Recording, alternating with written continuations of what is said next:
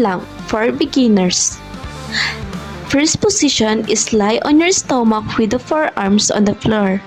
Be sure your elbows are directly under your shoulders. Press your forearms into the floor and raise your torso off the floor while keeping your knees, toes, and elbows touching the floor. Keep the core tight and your neck in neutral position. Avoid looking up or down.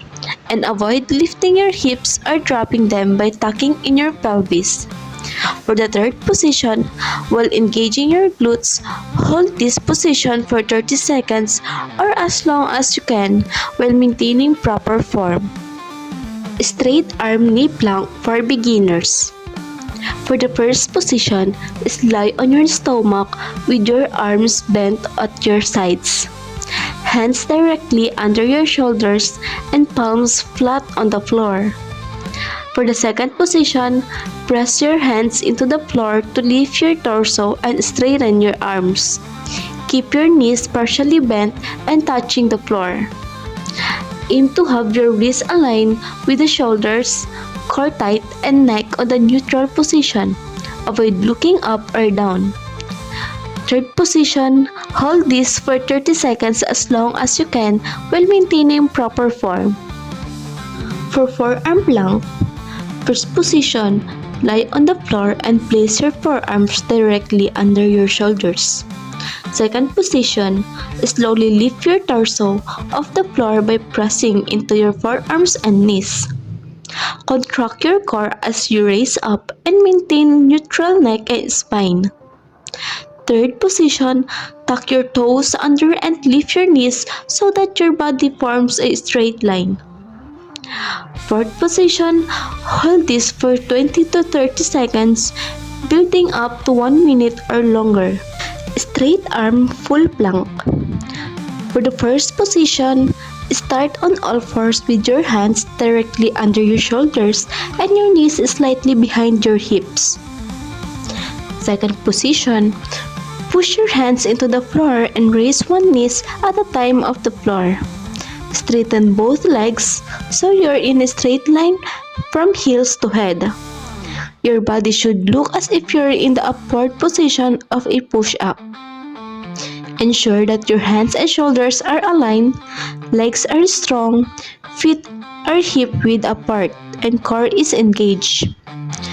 Hold this position for 30 seconds or longer. As long as you can maintain proper form. Forearm to full plank.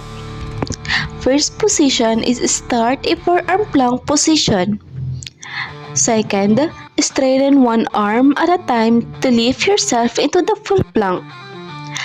Try this slowly at first to perfect the transition. Place your hands where your elbows were so that your hands are directly under your shoulders in high plank. Third, return to forearm plank position by slowly bending one arm and then the another.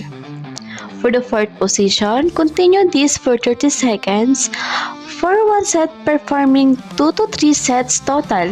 As you progress, pick up the pace according to your comfort level. Side plank on forearm. First position, lie on one side with your legs almost straight and your hips, knees, and feet stacked.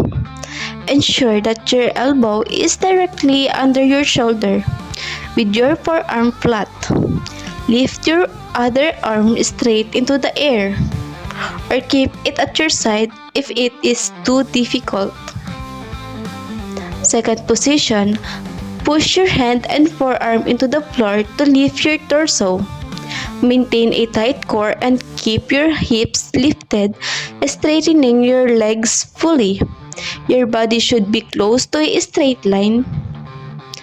Try to hold this position for 20 to 30 seconds, then switch sides. Walking plank.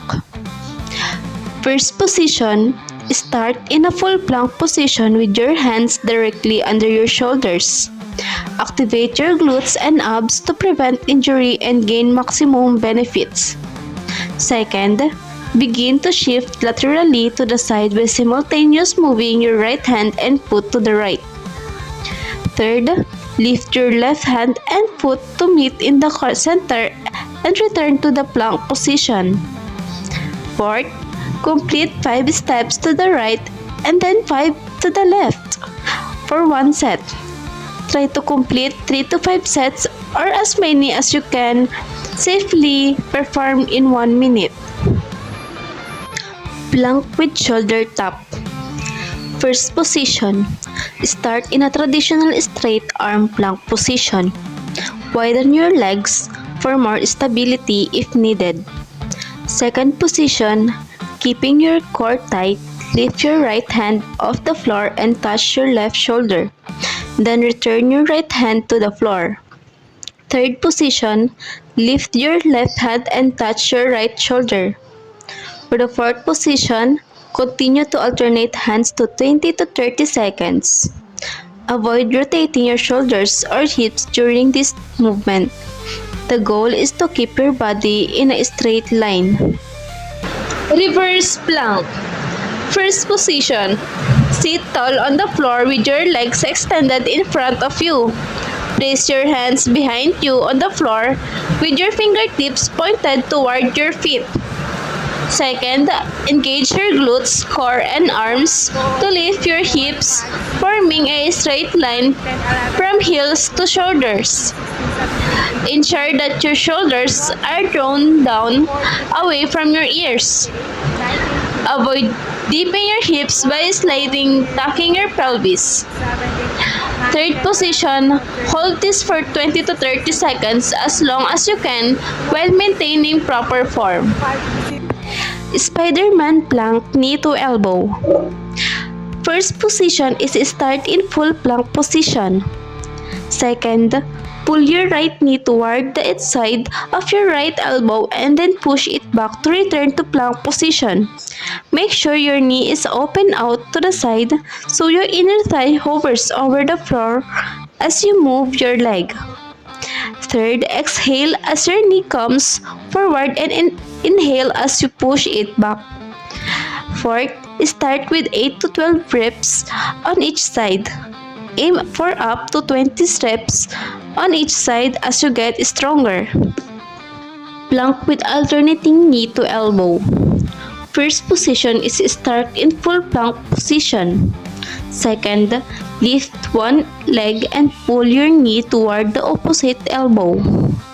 Third, push your leg back to the start plank position. Be sure to keep your abs and glutes tight throughout the exercise. Fourth, continue alternating sides for 20 to 30 seconds as long as you can maintain proper form. Aim for 2 to 3 sets. Plank with a row. First position, grab 2 dumbbells of your choice. If you're new to working out, start with a light weight to ensure proper form. Second, get into full plank position with each hand gripping a dumbbell. Third, with your right arm, lift the dumbbell to the side of your waist or toward your hip to perform one row. Fourth, return to dumbbell to the starting position. Fifth, perform one row with your opposite arm. Sixth, complete 8 to 12 reps on each side. Aim to 2 to 3 sets. Mountain climber. First position. Start in full plank position with your hands directly under your shoulders. Second position. Place your hands slightly wider than your shoulders and use your upper body and pelvis to stabilize yourself. Third position. Keeping your core engaged, lift your right foot off the floor and bring your right knee toward your chest. Avoid rotating your hips or shoulders. Return to the starting position and do the same with your left knee. Fourth, continue this movement for 20 to 30 seconds as long as you can maintain proper form. Plank jack. First position, start in a forearm plank or high plank. Second, jump both feet outward, wider than hip distance apart. Third, immediately hop, then back into the original plank position. And the last, Aim to complete 2 to 3 sets of 30 seconds or as long as you can. Maintain proper form.